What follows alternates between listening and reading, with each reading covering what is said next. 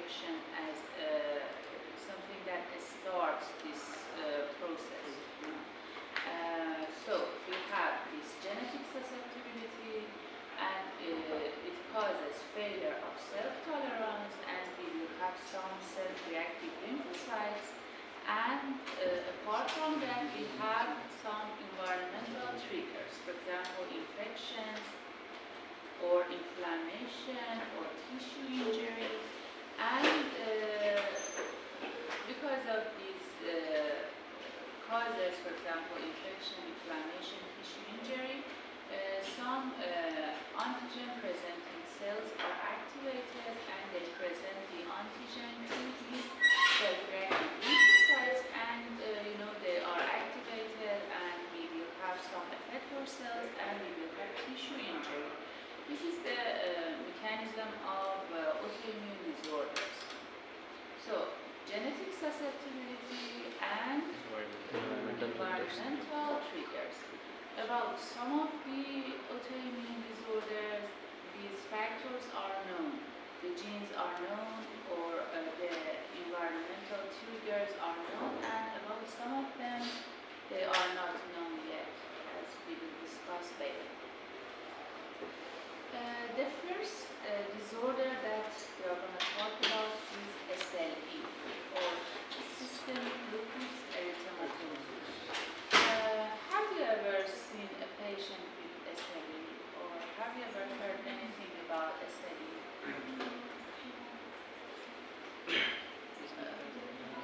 Due to accumulation of immune complex, it damages the blood vessels. Yes, exactly. It is due to hypersensitivity type 2 and 3, mainly 3, because of accumulation of immune complexes. And then the complement system is activated and tries to clear these complexes of antigen-antibody, but we will have inflammation, and we will have tissue injury. So we want to talk about SLE, which is very important, and you will sure visit some patients with SLE later when you are practicing medicine. And I suggest that you learn it here, because we are going to talk about its epidemiology or clinical symptoms, and it's very good if you learn it now. We call it systemic lupus erythematosus. Yeah? Most of the times it is a systemic disorder. We mean it involves multiple organs. And it is an autoimmune disease, as we said, and like many other autoimmune diseases, we have autoantibodies. Yeah? And in SLE, most of these antibodies are antinuclear antibodies, and they are against components of nuclei, and we will discuss it later. And as your friend said, injury is caused by deposition of immune complexes, mainly type 3 hypersensitivity, but sometimes type 2 is also seen. And its prevalence is as high as 400 per 100,000 in certain populations, so it is common. And as I said, you will see some patients with SLE later in practice. And mostly you see patients, you see female patients who are young. Most of the times you see this in patients, for example, in their 20s or 30s, but it can be seen in old patients or in children. And when you see it in young patients, the patients are mostly female. But when you see it in older patients or in children, it is more common in female, but the ratio is 2 to 1. In young patients, the ratio is 9:1. So in young patients, it is very, very common in female. You know, the prototype patient is a female who is young. Okay. In this table, you see the diagnostic criteria for SLE. You know, because it has a variety of symptoms and signs, we have such a table for diagnosing. We should have 4 of the clinical and immunologic criteria, at least 1 clinical and 1 immunologic. Here you see the clinical criteria, as you see here. These are clinical criteria for diagnosis, and these are the immunologic criteria, as you see here.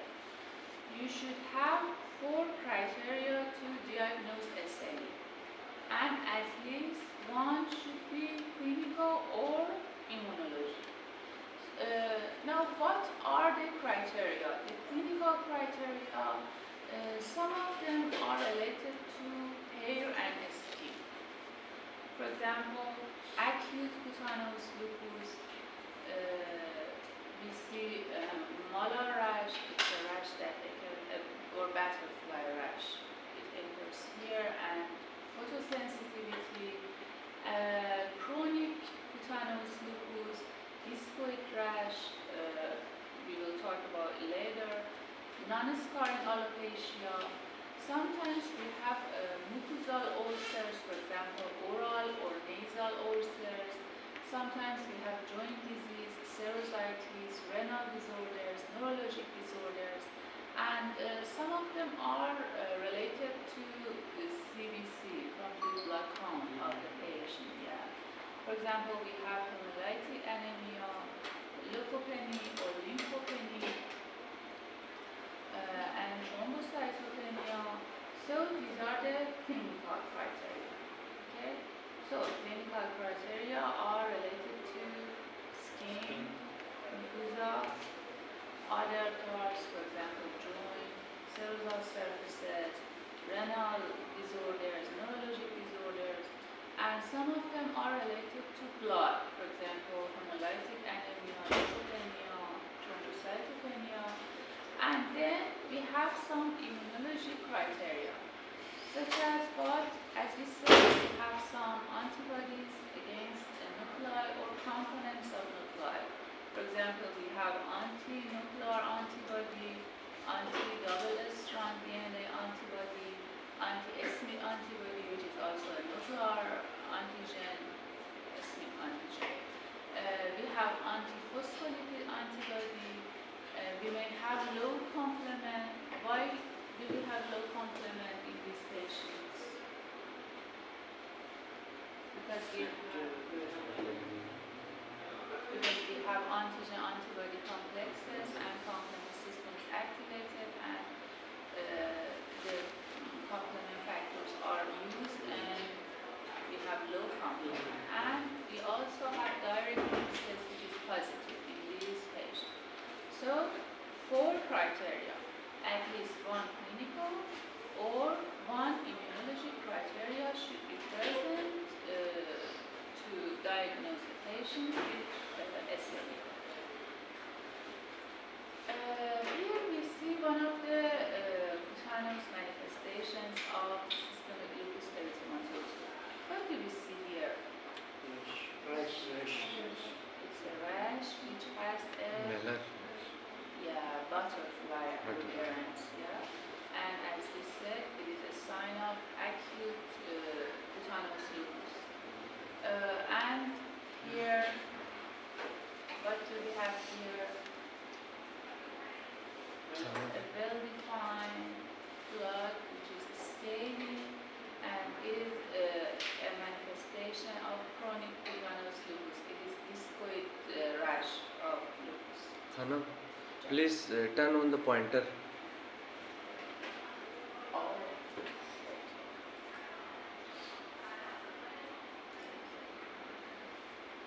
Yeah, okay. thank you. So this is the malar rash, and this is discoid rash. And we said that they have photosensitivity. What do you mean by that? The rash becomes Somewhat a little bit yeah, on the exactly.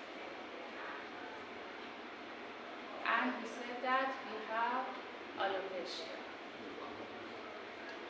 Alopecia is a sign. And we said that they have nasal or oral ulcers, and there is one other criteria in these patients. Okay, we said that we have antibodies against nuclei in SLE patients. In these patients, we have antibody against different parts of nuclei. For example, anti-double-stranded DNA, anti-histone, anti-non-histone proteins bound to RNA, or anti-nucleolar antigens. Of course, in SLE, we have mostly anti-double-strand DNA and sometimes anti-histone in special subtypes. But generally in autoimmune disorders, we may see antibodies against different parts of nuclei. And how do we diagnose that? How do we, find these antibodies? Immunofluorescences, yes, is one way to find these antibodies in a patient, and we will talk about it now. Here you see the structure of nuclei. Yeah? Here we see the nucleolus, we have a nuclear envelope, we have chromatin material here, and here you see the structure of chromosome is the centromere, and these are histones, which are a backbone to DNA material. And you will see that we have antibody against each of these structures. For example, anti-nucleolus, anti-histone, anti-centromere, anti-double-stranded DNA, and different parts of the nucleus. What do you see in this picture? The immunofluorescence. We have indirect immunofluorescence and direct immunofluorescence. In indirect immunofluorescence, we have one special cell with that antigen. For example, here we have HEP2 substrate, which contains the antigen. And we use the patient's serum, which may have the antibody. Yeah? And here we have the antigen, here we have the patient's serum, which has the primary antibody, and then we use a secondary antibody against this primary antibody. And it has a fluorescein. So if the patient has the antibody, we will have the fluorescence, and we examine the sample under the fluorescence microscope, and we will see the fluorescence, and we will understand that the patient has that antibody. This is the patient's antibody, and this is the antigen which we have provided. For example, what do you see in this picture? These are the different patterns of staining in anti-nuclear antibodies.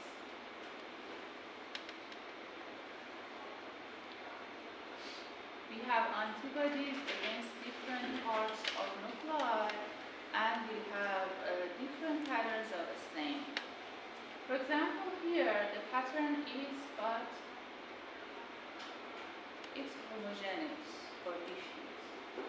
Homogeneous pattern means that we have antibodies against chromatin, histones, sometimes double-stranded DNA, and homogeneous pattern is common in SLE because because in SLE we have antibodies against, for example, histones or double-stranded DNA. So this is homogeneous pattern. Okay. Ma'am, the function of antibodies opsonization, or the main function of antibodies opsonization, right? Yeah. Then what is the function of nuclear antibody? Nuclear antibody. I don't understand. What is the main function of nuclear antibody? How it make disorder? How it cause disorder in the body?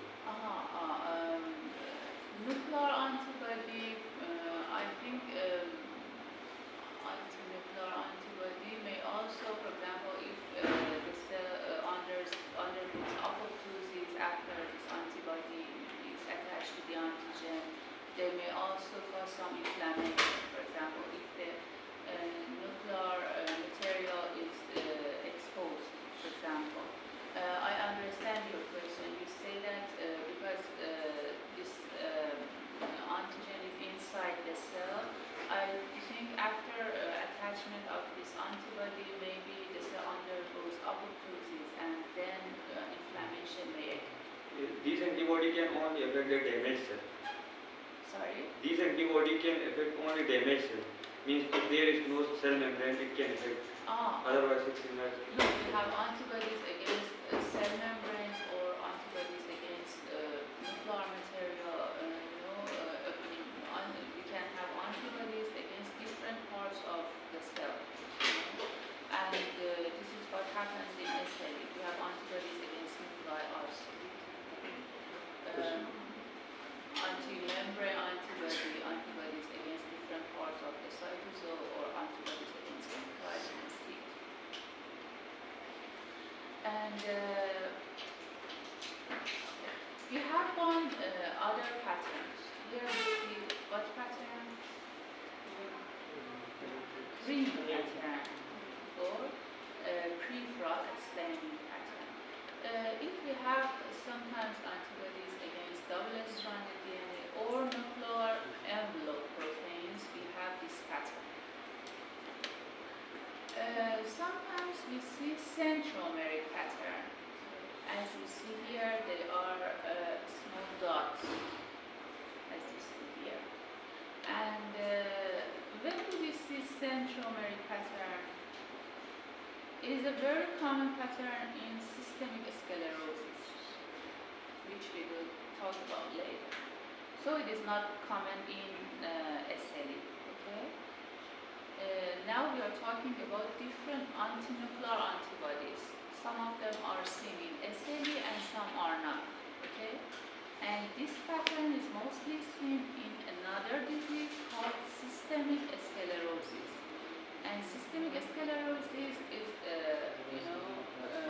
associated with anticentromeric pattern, and we'll talk about it later. Then we have a speckle pattern. We have some, as you see here, we have uniform or variable sized speckles inside the cell. And this is one of the most commonly observed patterns, but the least specific. So we may see it in many samples, but it is not specific. Okay? And antibodies against non-DNA nuclear antigens, for example, SV antigen, ribonucleoprotein, and SSA and SSP may be of this type. And we will talk about these antibodies later. So now we are only talking about the pattern. And nucleolar pattern. As you see here, we only have the staining of nucleoli. And this is the pattern which is seen when we have antibodies against RNA, and this pattern is common in, again, systemic sclerosis. So what are the patterns seen in systemic sclerosis? We have anti-centromer and anti-nucleolar. Here again, you see the patterns. This is the ring pattern, this is the homogeneous or diffuse pattern, and this is the speckle pattern, centromeric pattern, and nucleolar. And again,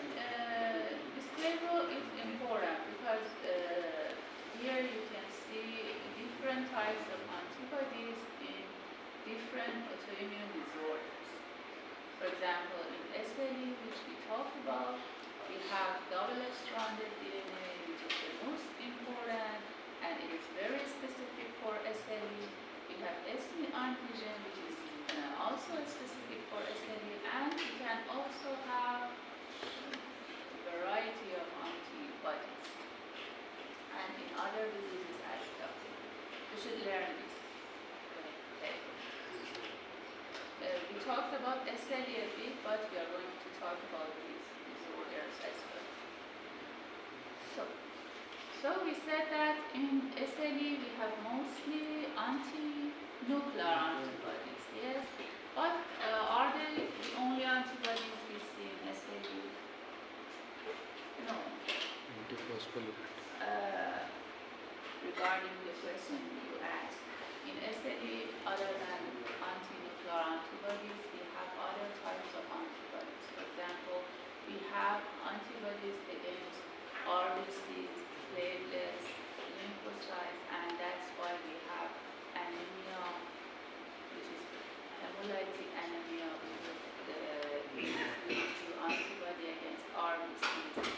We have thrombocytopenia, we have lymphopenia, and these are among the criteria for diagnosis of SLE, yes. And we have also antiphospholipid antibodies, and we also have these antibodies in SLE patients.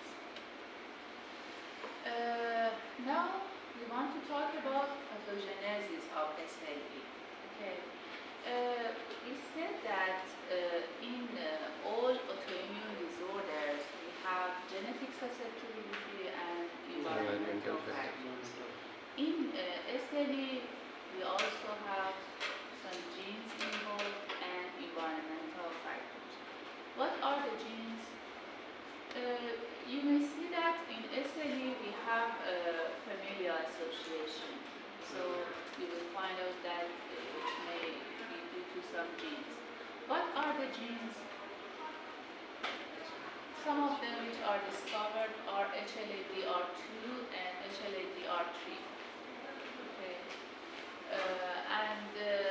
For example, sometimes deficiencies of classical pathway complement proteins, for example, C1q, C2, or C4, are associated with the SLE. Why?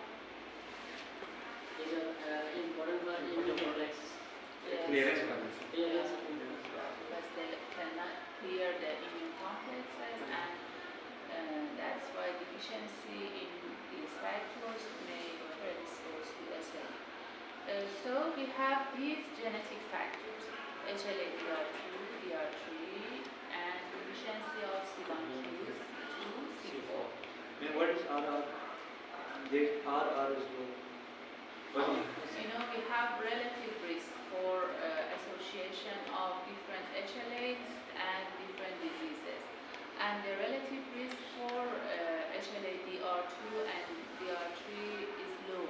For example, it is not much associated with SLE. For example, for HLA-B27, the relative risk is high. We calculate this risk so that we can, measure the association. In SLE and these types of HLA, this association is present, but it's not high. So the relative risk is not high. And we have environmental factors, which is very interesting. We said that, for example, the rash in SLE becomes more visible when the patient is taking sun, is sun exposed. And we know that UV light is an environmental factor which is important in patients with SLE. Why? What does UV do to the cells? Private diamonds. Sorry? Private diamonds. It alters the structure of DNA. Yes, because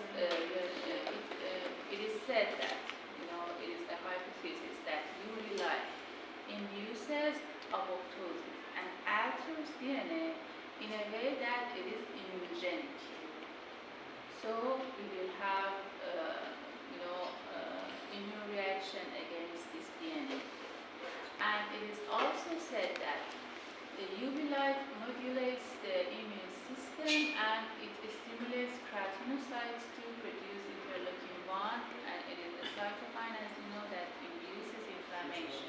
Yeah?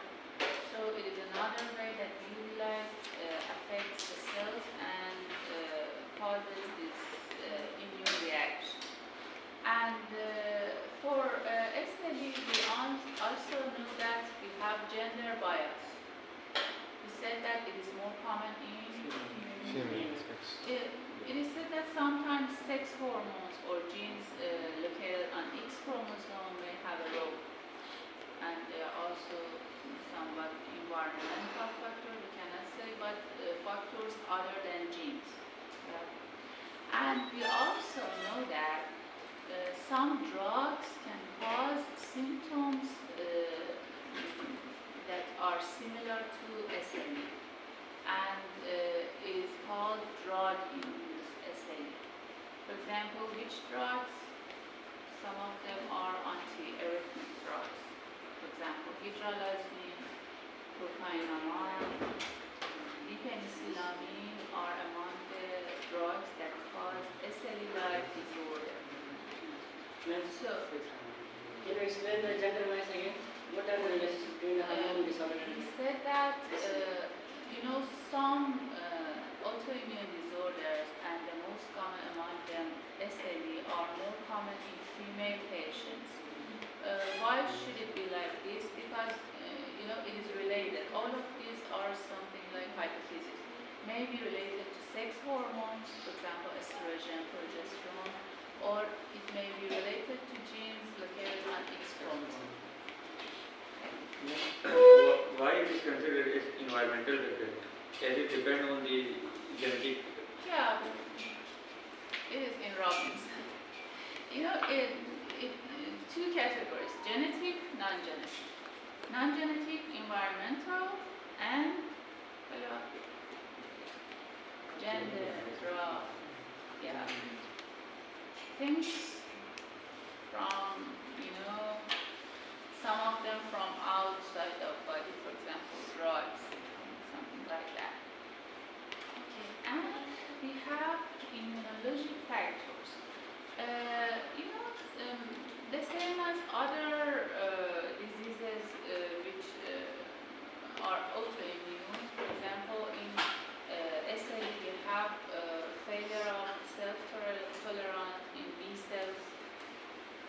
So in B cells we have this failure, and in CD4 positive T cells, and in plasmacytoid dendritic cells which produce type 1 interferon, and in toll-like receptors. So we have this immunologic intolerance in different parts of immune system: B lymphocytes, T lymphocytes, plasmacytoid dendritic cells, and all parts. Okay, what do we see in this picture?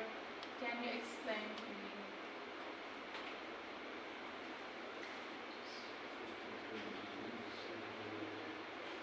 This is the pathogenesis, the hypothetical pathogenesis for SLE.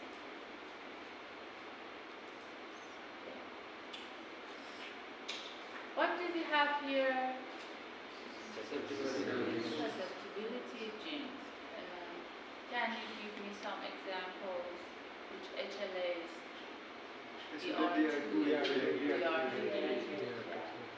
And because of this susceptibility, we have B and T cells which are specific for self-nuclear antigens. We have them, but we do not have any exposed nuclear antigen. But due to external triggers, for example, as we said, UV, which is the most common, we have apoptosis of cells, and because of defective clearance of apoptotic bodies, we have increased nuclear antigens. And here we have the antigens, here we have the lymphocytes which are specific for these antigens. And these lymphocytes start to produce Antibodies. anti-nuclear antibodies, yeah, and these antibodies attach these antigens, and we here have dendritic cell which Presents. phagocytal, yeah, and presents this part of this antigen to Antibody. the lymphocytes. Again, we will have more antibody, and so we will have persistent high-level anti-nuclear IgG antibody production. Okay? Then, if you have like this apoptosis not because of UV radiations, still we have SLE. I know what you say. No, not in all, not all the time we have apoptosis, we will have this. We should have that lymphocytes, and it is discovered that in SLE most of the time this apoptosis is due to UV. Okay, so I think no, because we have apoptosis through the body, and I don't think it's all the types of apoptosis. Because in other types of apoptosis there are apoptotic bodies are always there. Yeah, they are So always it can also present. stimulate. No, as we see in this model for pathogenesis of SLE, most of the times the apoptosis caused by UV is the cause of production of this nuclear antigens. Is it is necessary to have both genetic factor and environmental to have SLE? That alone, susceptibility of gene can cause SLE? No, most of the time in SLE both should be present. You should have that antigen, and that antigen is produced by these external factors, external triggers. So in most of these diseases, you have susceptibility genes and that environmental factor. But these are all something like hypotheses. And for example, in SLE, we know some environmental factors. We will discuss some disorders later in which the environmental factor is not yet known. And maybe in those disorders, they are not needed, Yeah. Is the SLE inherited in the generation?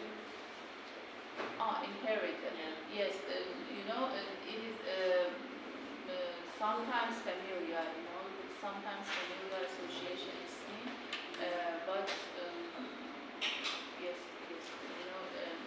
in some families it is seen that, for example, mother and, for example, daughter has SLE, and it is associated with genes.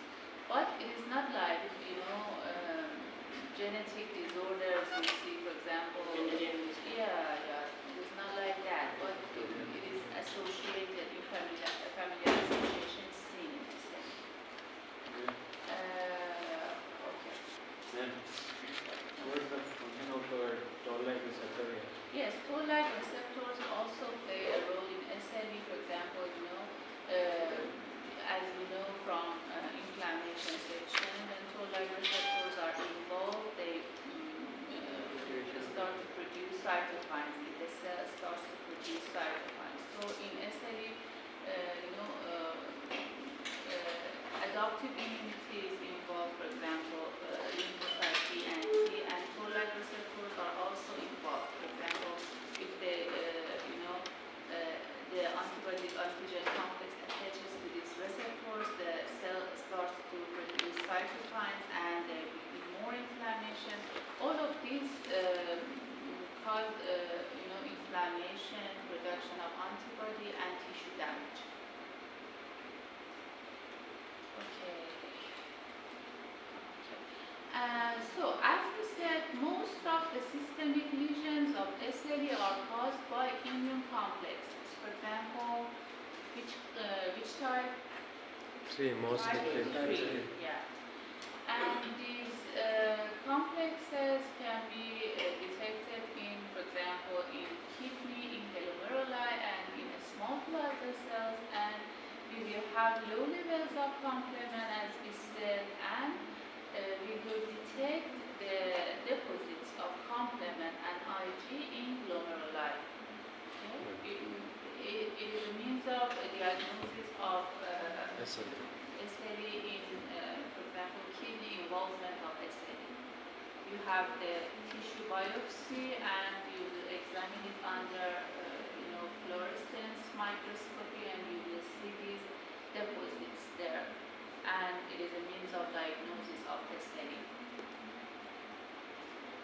And as we said, we also have type 2 hypersensitivity. We said that you have antibodies. Again, what is type 2 hypersensitivity? Just antibody.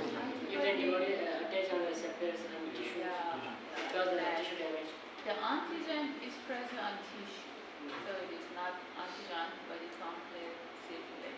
Yeah. And we said that in SLE we also have type 2 hypersensitivity, antigens on, for example, RBC, YBC, especially lymphocytes and platelets, and we have cytopenia.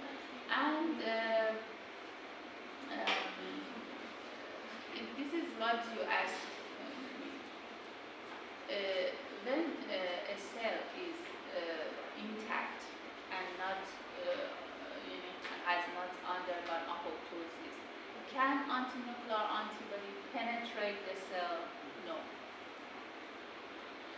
And in tissues, when we have nuclei of damaged cells, they react with antinuclear antibodies, and these nuclear material becomes homogeneous and it produces LE bodies or hematoxylin bodies, which we see here. LE cell. What is this cell? RBC. These are RBCs. Giants. It is, neutrophic. Here, it has something like a phagocytose, that LE body. And LE body is nuclear material of damaged cells. And it is a test, when in the past they didn't have antinuclear antibody measurement and they didn't have immunofluorescence, they used this test to detect LE body in the peripheral blood smear and diagnose SLE. Of course, nowadays we do not use this test because it's not sensitive or specific at all. And here we see, what do we see here? Glomerulus. Yeah, and here we see this hematoxylin body in glomerulus. And in SLE we have also antiphospholipid antibody syndrome, which is secondary antiphospholipid antibody syndrome, and we know about this syndrome. And in SLE we have neuropsychiatric manifestations, such as what, for example, seizure or neuropathies or things like that. And why do we have these symptoms in SLE? What antibodies can be involved?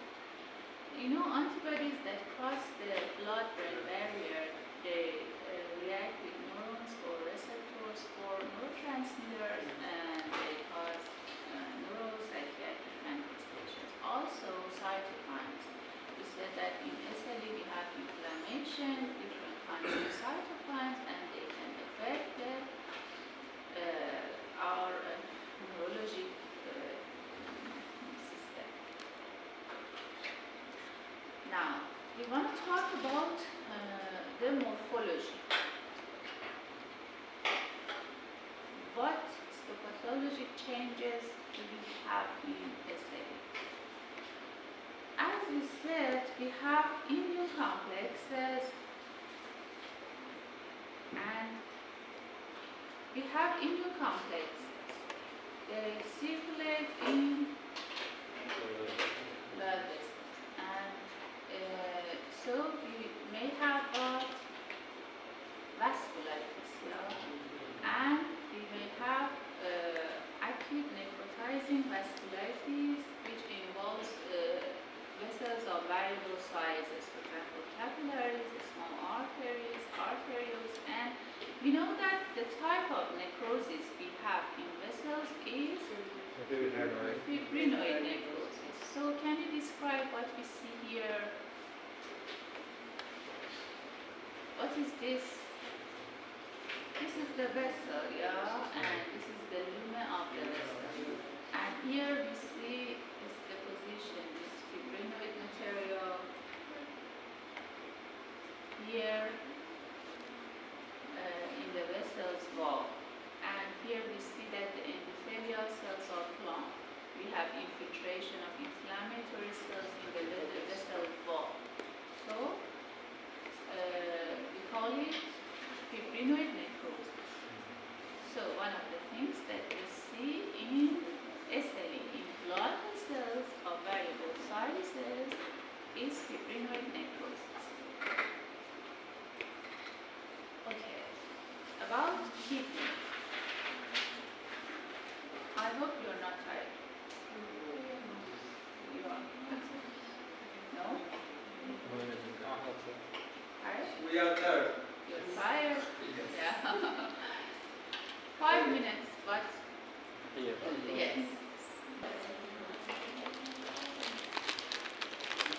Immune complexes.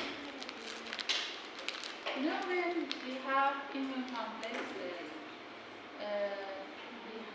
we will see the position of them in blood vessels and in kidney, because it is an organ that is affected by diseases that there are, in which there are immune complexes in circulation. And as you see here, up to 50% of patients have clinically significant renal involvement. And the kidney virtually always shows evidence of abnormality if examined by electron microscopy and IF. So all of them have some degree of involvement in their kidneys. In some of them, they don't have clinical symptoms. But if you take a biopsy from the kidney and examine it with electron microscopy or immunofluorescence, you see some degrees of involvement. You see the position of immune complex material. But they do not have symptoms now. They may have symptoms in the future. And up to 50% have clinically significant renal.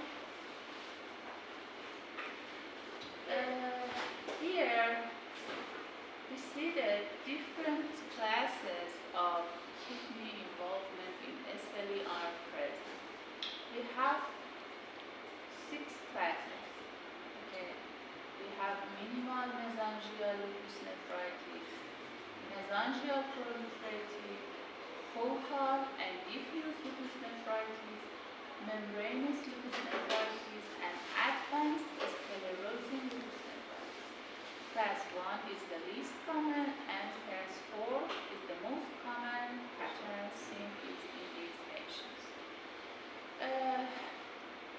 Here you see the structure of glomeruli. Here are the capillary spaces, and you have this, this basement membrane of capillary. And you have 2 types of epithelial cells. These are the parietal epithelial cells, and these are the visceral, which are called podocytes, because they have some food processes. And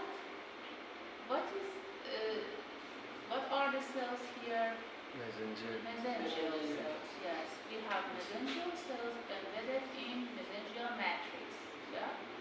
And here again, you see the structure. You see this endothelial cell. You see the basement membrane here. You know the endothelial cell is fenestrated. You see a basement membrane over it. You have the podocyte with its good processes, and you have mesangial cells and mesangial matrix. And again here, you see the histology of glomeruli. You have, what is this capsule? Bowman's capsule. Yeah, Bowman's capsule. And we have parietal cell here. And as you see here, you have the parietal cell, you have the podocytes here, these are the glomeruli, and you have mesangial cell here. As you see, it is one of the most difficult histologies because in a schematic picture you can detect this is mesangial, this is mesangial matrix, but here it's very difficult. It's normal structure. Sorry? It's normal structure. Normal No, structure. yeah, it's normal. Yeah, it's normal. But you use different kinds of studies, for example, electron microscopy, immunofluorescence, different histochemical stains, for example, KSS stain, to see the membrane build, silver stain. And the reason is that, detecting different cells in glomeruli is difficult. And as you know, when a pathologic process affects all glomeruli, we call it diffuse. And when some glomeruli are involved, we call it focal. And in one glomerulus, when a pathologic process involves all of it, we call it lubal. But when only part of it is involved, we call it segment. So, diffuse versus focal, lubal versus segmental. Okay? So, you may hear that we say we have focal, segmental, glomerulosclerosis, SGS, or you may hear that we have, for example, in one disease we have diffuse and lubal, diffuse and segmental, and you should know all of What's this. global one? Sorry? What's global?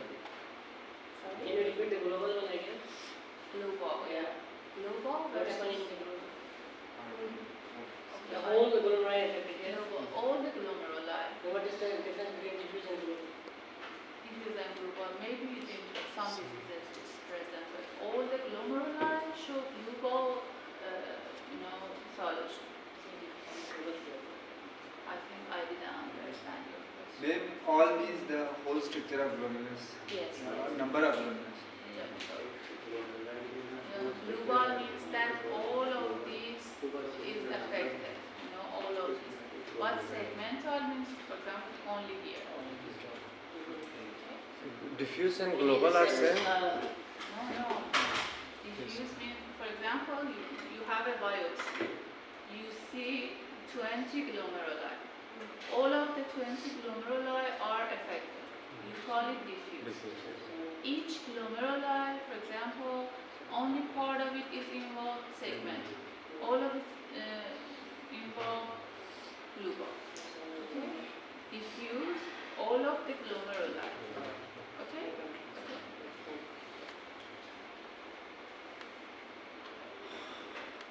And then we are talking about diseases that we have,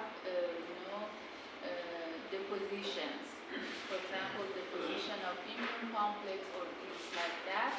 For example, sometimes we said that the deposition is subepithelial.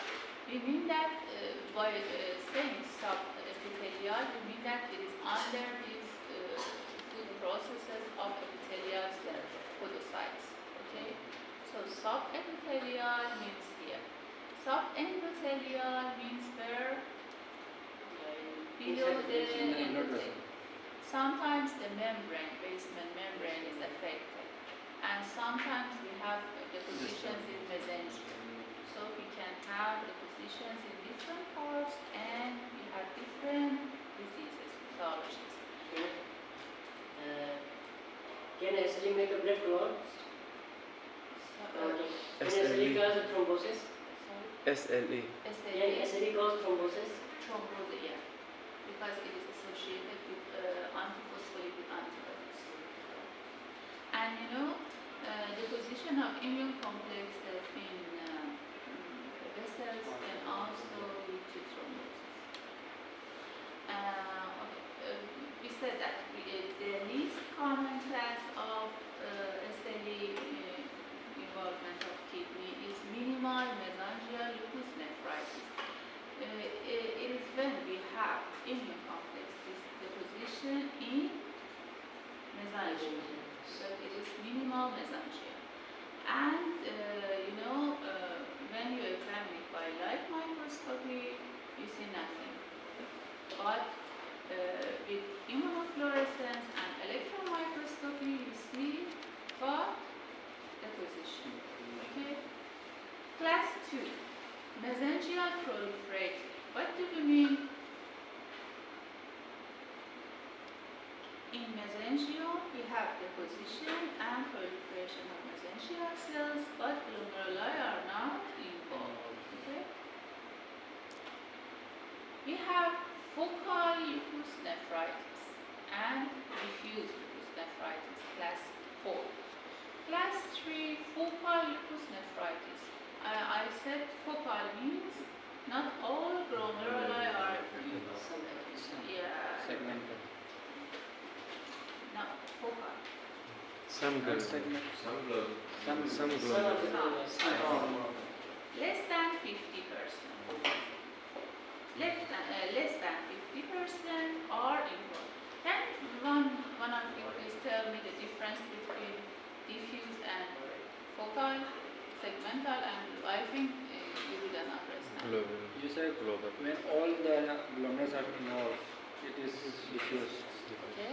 When the few glomeruli are involved, it is focal. Less And than 50%. segmental and Segmental. Same. Part of Glomerulus and complete glomerulus. I think you understood that. Thank you. So, focal lupus nephritis means involvement of less than 50%, and it can be segmental or glucose. So, what do we have here? Here we have involvement of both glomeruli and mesangium. We have swelling and proliferation of endothelial cells and also mesangial cells. We have infiltration of lymphocytes, capillary necrosis, healing thrombi, and we have sometimes extracapillary proliferation with necrosis and crescent formation.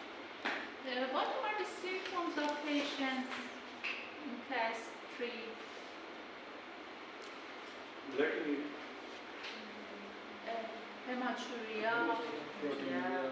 proteinuria, or sometimes renal failure, renal insufficiency, and there are, RBCs in blood, in urine, sometimes in the forms of RBC casts, and in the, in the table of criteria we have RBC cast in urine is important in diagnosis of SLE. Of course, they can both have hematuria and proteinuria, and this is because of impairment of function of the endothelial cells of glomeruli. So, focal lupus nephritis. What do you see here, for example?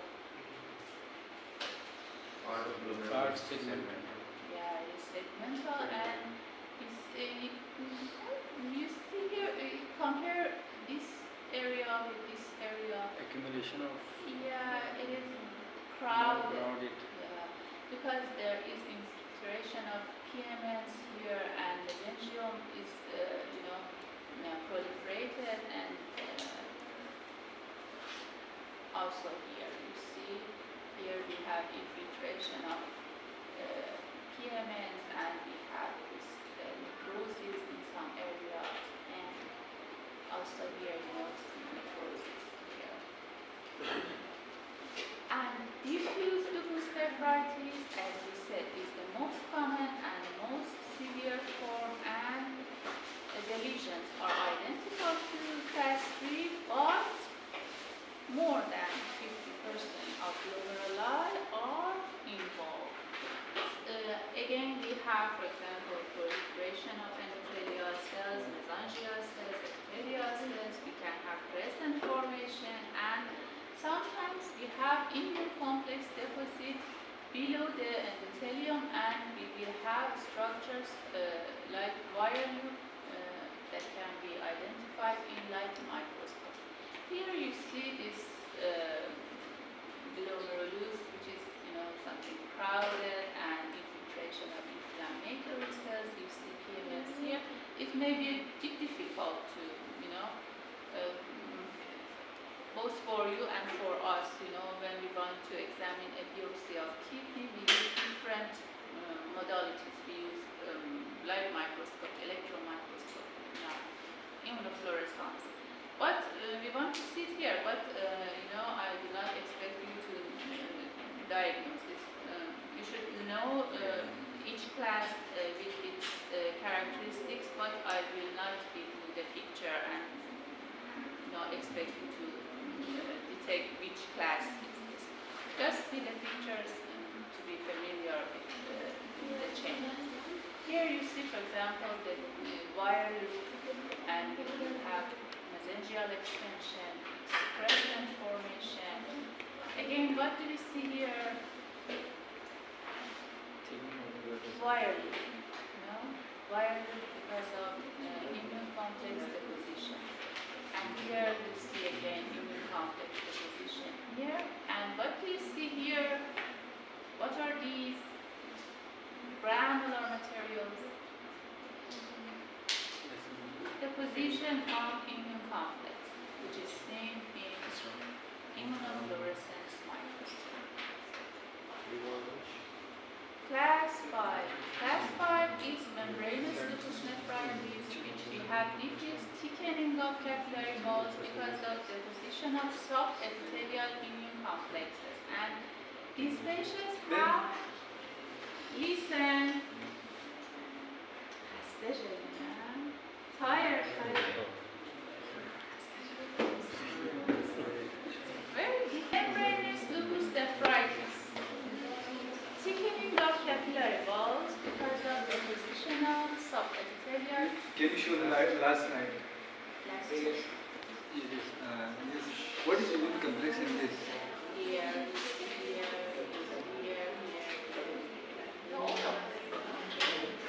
All the highlighted structures are.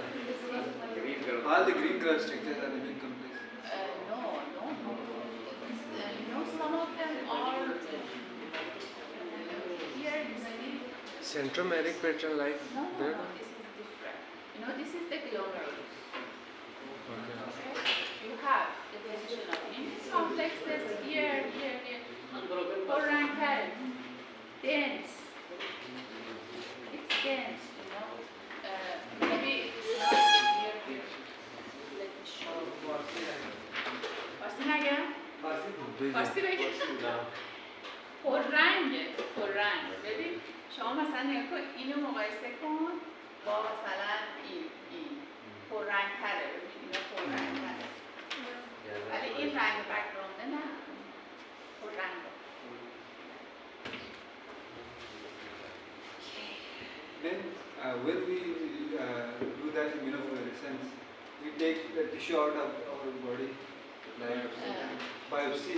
First of all, we do biopsy. Yes. Then we add the secondary antibody. This is different from what I said about antimolecular antibody. That was indirect immunofluorescence. Immunofluorescence. This is direct immunofluorescence. We have the tissue. We use antibodies against the antibodies that are deposited. That was different. In indirect immunofluorescence, we use patients' serum. Here we use patient's tissue. Tissue. Okay, ma'am. We use the antibodies in the patient. We use on here. Yes, direct, indirect. Antibodies are. Direct? Yes. Direct, we do not use antibodies of the patient. Antibodies of the patient are deposited. Yes. We use antibodies from outside. Yes. Antibodies against these antibodies that are deposited. Okay. But Antibodies which are deposited, we use antibody with fluorescence Yes. against it. Outside. How we know that this? Because when we add the fluorescent substance, it is like bright. Yes. So how we can differentiate that there is antibody or not? Because these dense areas are deposition of antibodies. Antibodies against antibody No, complexes. the antibody with fluorescence is always bright. So when we add the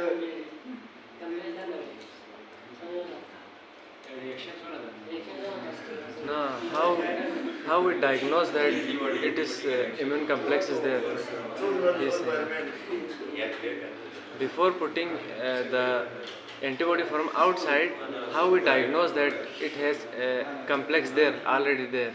How we diagnose? We should use antibody against immune complexes. Okay? Yeah. Before using that, we cannot. We should that have fluorescence antibody. From outside. Attached, we should have fluorescent material attached to one antibody. We use an antibody against the antibody that is deposited or antibody antigen complex that is deposited. And then we wash.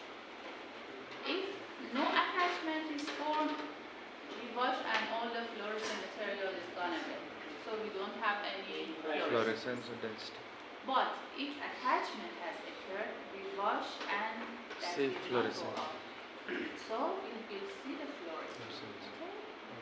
Okay? Ma'am, for example, you said that we had the conjugated antibody from outside, right? Conjugated antibody. Yes. Means antibody with fluorescence. Yes. If there is complex in any tissue, it will bright. If there is not any complex, it will not bright, right? Yeah. This is the So, principle. after using the antibody, Antibody.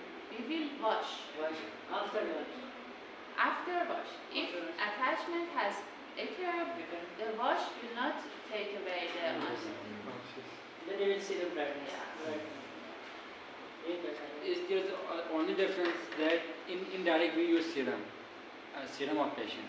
In the In indirect, and indirect we use the tissue. This is the only difference. Yes, yes. Direct, direct means directly on patient.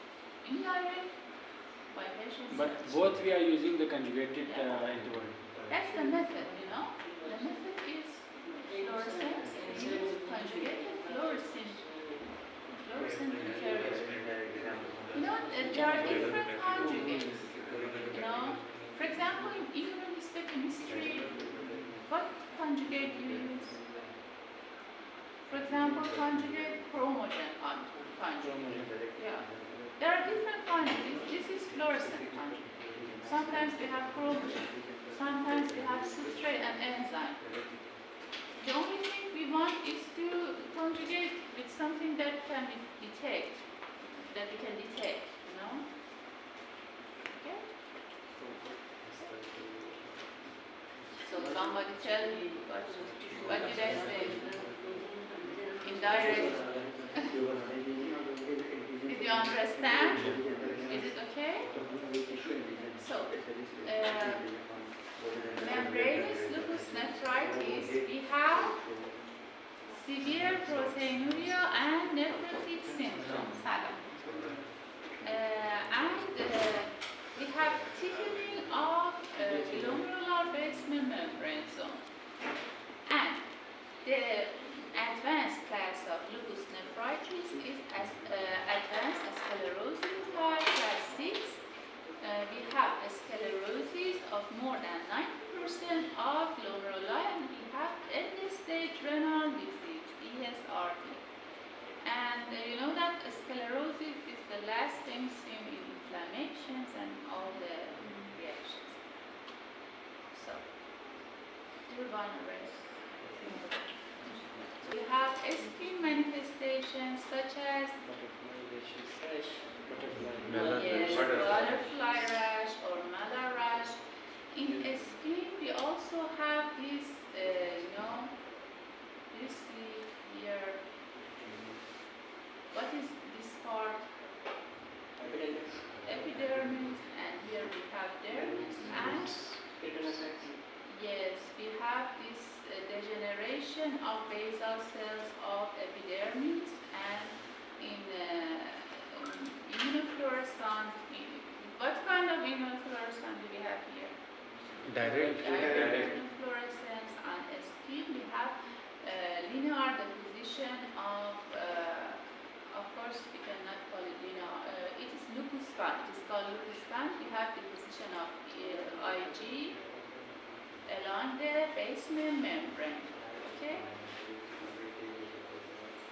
We have joint symptoms, we have synovitis, which is non-erosive.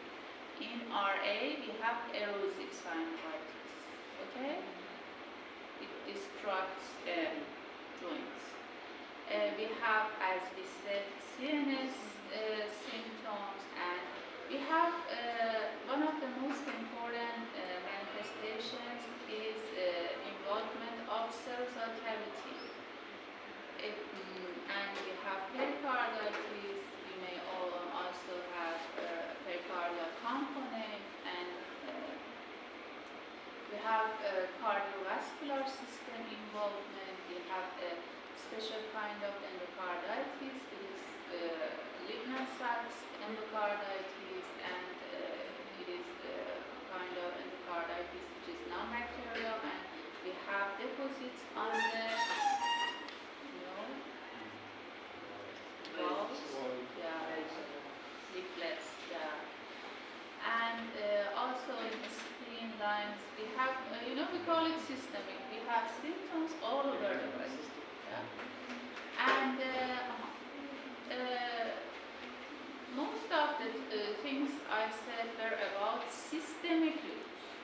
Sometimes we have more localized kinds of lupus. For example, in a skin we have chronic discoid lupus erythematosus, or DLE, discoid lupus erythematosus. In these patients, systemic manifestations are rare, and they have a rash, most commonly seen on the face and the scalp, and in 5 to 10% of these patients, progression to SLE after many years occurs, but in most of them it does not. Okay?